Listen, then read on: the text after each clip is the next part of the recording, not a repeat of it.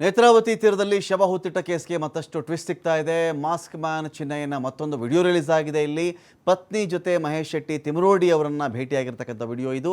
ತಿಮರೋಡಿ ಮನೆಯಲ್ಲಿ ವರ್ಷದ ಹಿಂದೆ ಚಿನ್ನಯ್ಯ ಬಂದು ತಿಮರೋಡಿಯನ್ನು ಭೇಟಿ ಮಾಡಿರೋದು ಅವರ ಮನೆಯಲ್ಲಿ. ಇದರಲ್ಲಿ ಚಿನ್ನಯ್ಯ ಮತ್ತು ಆತನ ಪತ್ನಿ ಕೂಡ ಇದ್ದರು. ಒಂದು ವರ್ಷದ ಹಿಂದೆ ಇವರು ಭೇಟಿಯಾಗಿರ್ತಕ್ಕಂಥ ವಿಡಿಯೋ ಇದೀಗ ಬಯಲಾಗಿದೆ. ಪತ್ನಿ ಜೊತೆ ಧರ್ಮಸ್ಥಳಕ್ಕೆ ಬಂದಾಗ ವಿಠಲಗೌಡನಿಗೆ ಸಿಕ್ಕಿದ್ದು ಚಿನ್ನಯ್ಯ. ಆಗ ಚಿನ್ನಯ್ಯನನ್ನು ತಿಮರೋಡಿ ಅವ್ರ ಮನೆ ಕರ್ಕೊಂಡು ಹೋಗಿರೋದು ವಿಠಲಗೌಡ.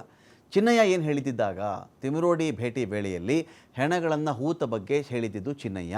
ಗುಂಡಿ ತೆಗೆದು ಹೆಣವನ್ನು ಹೂಳ್ತಾ ಇದೆ ಅಂತ ಹೇಳಿಕೊಂಡಿದ್ದು ಚಿನ್ನಯ್ಯ.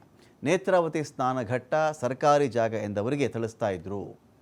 ನೇತ್ರಾವತಿ ಜಾಗವನ್ನು ಸರ್ಕಾರಿ ಜಾಗ ಅಂತ ಯಾರಾದರೂ ಹೇಳಿದ್ರೆ ಅವರಿಗೆ ಥಳಿಸ್ತಾ ಇದ್ದರು, ಹೊಡಿತಾ ಇದ್ದರು.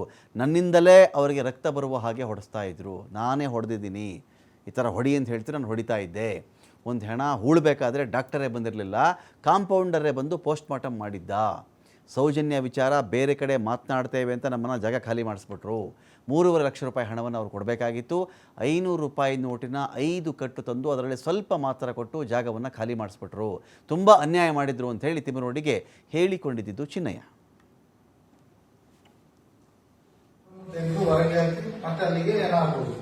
ಅಲ್ಲಿಗೆ ಪೊಲೀಸರು ಬರುದಿಲ್ಲ, ನಾನು ಉದ್ದಾಕ್ಲಿಕ್ಕೆ ಬಿಡ್ತಾರೆ. ಉದ್ದಾಕಿ ನಾನು ನನ್ನಷ್ಟೇ ಬರ್ಬೇಕು ಅಷ್ಟೇ. ಅದು ಬಟ್ಟೆ ತೆಗೆದು ಅದು ಯಾವ್ದು ಸಂಪ್ರದಾಯ ಇಲ್ಲ.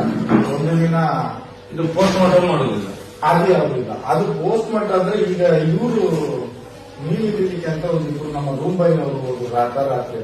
ಆಗ ಹೂವಪ್ಪ ಇದ್ರು, ಸುಬ್ಬೇಶ್ವರ ಅಂತ.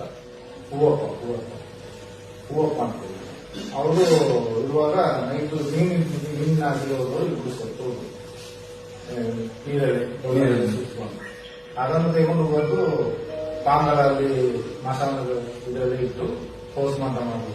ಅವಾಗ ನನ್ನ ಕೈಲೇ ಕುಡಿಸಿದ್ರು 2 ಜನ. ಪೋಸ್ಟ್ ಮಾರ್ಟಮ್ ಬೇರೆ ಜನ ಇಲ್ಲ, ಅದೊಂದಕ್ಕೆ ಮಾತ್ರ ಬಂದಿದ್ದಾರೆ ಪೊಲೀಸ್ನವರು. ಕಾಂಪೌಂಡರ್ ಬಂದದ್ದು, ಡಾಕ್ಟರ್ ಬರಲಿಲ್ಲ. ಡಾಕ್ಟರ್ ಬಂದಿಲ್ಲ. ಅದನ್ನು ಇದು ಮಾಡಿ ಅವರವರ ಏನವನ್ನ ಅವರ ಲೋಕಲ್ ಕಲಿಸಿಕೊಟ್ರು.